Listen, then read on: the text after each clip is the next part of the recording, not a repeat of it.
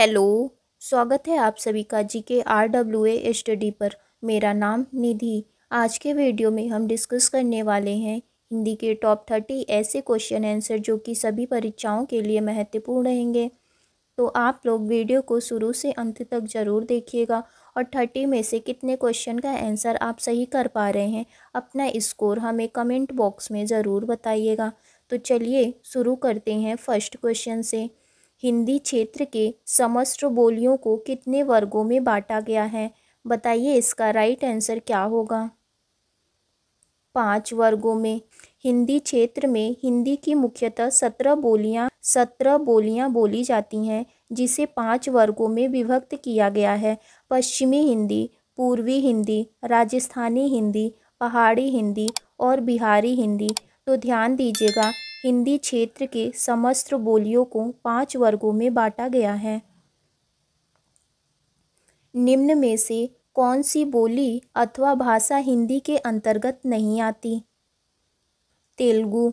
तेलुगु बोली अथवा भाषा हिंदी के अंतर्गत नहीं आती, जबकि कन्नौजी, बांगरू, अवधी ये तीनों हिंदी भाषा के अंतर्गत आती हैं। ढूंढाली कहाँ की बोली है? बताइए ढूंढाली कहाँ की बोली है? पूर्वी राजस्थान की। ढूंढाली पूर्वी राजस्थान की बोली है। स्वतंत्र रूप से बोले जाने वाले वर्ण क्या कहलाते हैं? बताइए स्वतंत्र रूप से बोले जाने वाले वर्ण क्या कहलाते हैं? स्वर कहलाते हैं। हिंदी में मूल रूप से 11 स्वर होते हैं। जिन व्यंजनों का उच्चारण करते समय वायु मुख से रगड़ खाकर निकले उसे क्या कहते हैं? ऊष्म व्यंजन कहते हैं। जिन व्यंजनों का उच्चारण करते समय वायु मुख से रगड़ खाकर निकले उसे ऊष्म व्यंजन कहते हैं और इनकी संख्या 4 होती है। श, श, श, ह। हिंदी वर्णमाला में आयोग व वर्ण कौन से हैं? बताइए इसका राइट आंसर क्या होगा। अंग और अह। आयोग व अनुस्वार और विसर्ग को कहते हैं, क्योंकि यह न तो स्वर के अंतर्गत आते हैं और न ही व्यंजन के अंतर्गत आते हैं, लेकिन यह स्वर के अंत में अवश्य लगते हैं।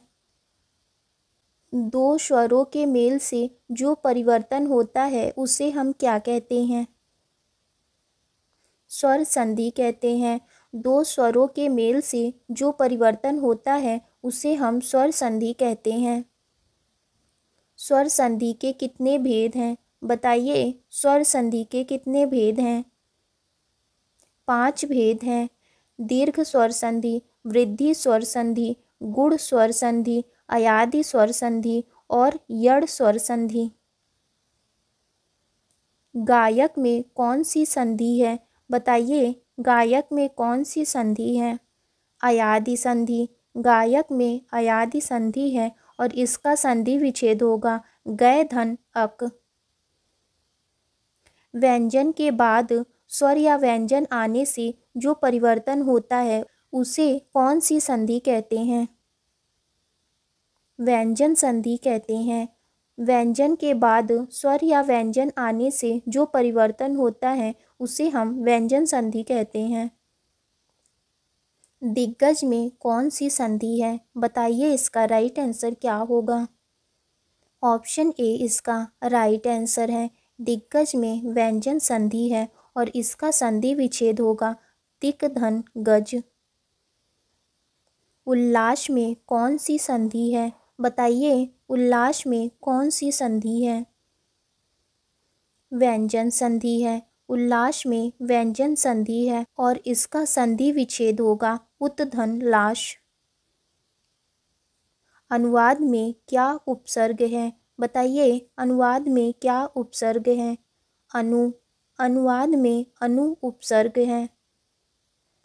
प्रत्यय के कितने भेद होते हैं? बताइए इसका राइट आंसर क्या होगा। 2 भेद होते हैं।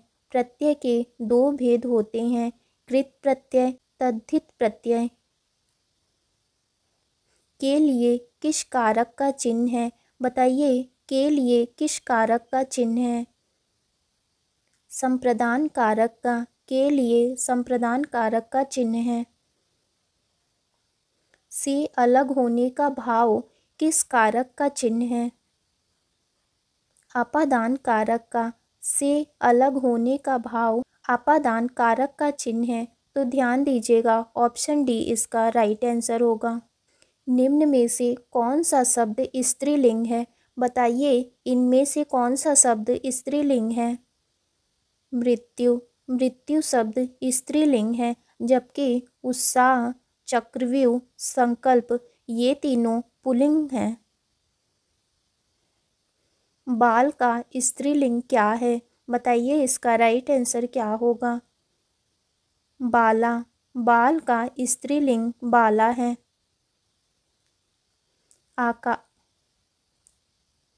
आकाशवाणी में कौन सा समास है? बताइए आकाशवाणी में कौन सा समास है? पंचमी तत्पुरुष। आकाशवाणी में पंचमी तत्पुरुष समास है और इसका समास विग्रह होगा आकाश से वाणी। कालिंदी किसका पर्यायवाची शब्द है? बताइए कालिंदी का पर्यायवाची शब्द क्या है? यमुना। यमुना कालिंदी का पर्यायवाची शब्द है और इसके अन्य पर्यायवाची शब्द अर्कजा, सूर्यसुता, जमुना। जनार्दन किसका पर्यायवाची शब्द है? बताइए इसका राइट आंसर क्या होगा? विष्णु का। जनार्दन विष्णु का पर्यायवाची शब्द है और विष्णु के अन्य पर्यायवाची शब्द गरुड़ ध्वज, माधव, चतुर्भुज हैं। आली किसका पर्यायवाची शब्द है? आली सहेली का पर्यायवाची शब्द है और सहेली के अन्य पर्यायवाची शब्द सहचरी, संगिनी, सहचारिणी। धनवान का विलोम शब्द क्या है? बताइए धनवान का विलोम शब्द क्या है? अकिंचन। धनवान का विलोम शब्द अकिंचन है। ऊधम किसका विलोम शब्द है? बताइए ऊधम का विलोम शब्द क्या होगा? विनय। ऊधम का विलोम शब्द विनय है। भौतिक किसका विलोम शब्द है? भौतिक आध्यात्मिक का विलोम शब्द है। ऐसा रोग जिसका उपचार संभव ना हो उसके लिए एक शब्द क्या है? असाध्य। ऐसा रोग जिसका उपचार संभव ना हो उसे हम असाध्य कहते हैं। किसी बात को करने का निश्चय, उसके लिए एक शब्द क्या है? संकल्प। किसी बात को करने का निश्चय, उसके लिए एक शब्द संकल्प है। दुखी सुदामा को द्वारका में आते देख श्री कृष्ण ने उन्हें डैश रिक्त स्थान के लिए उपरयुक्त मुहावरे का चयन कीजिए। सिर आँखों पर बैठाना। दुखी सुदामा को द्वारका में आते देख श्री कृष्ण ने उन्हें सिर आँखों पर बैठाया। आंखें बिछाना का क्या अर्थ है? बताइए इसका राइट आंसर क्या होगा? घुटने टेक देना का क्या अर्थ है? हार मानना। घुटने टेक देने का अर्थ है हार मानना। रामचरितमानस में कितने कांड हैं? यह आपका टेस्ट क्वेश्चन होगा। इसका आंसर आपको कमेंट बॉक्स में ज़रूर बताना है। तो आज की वीडियो आपकी यहीं तक थी। वीडियो अच्छी लगी हो तो लाइक करें, शेयर करें। अगर आप चैनल पे नए हैं तो चैनल को ज़रूर सब्सक्राइब करें।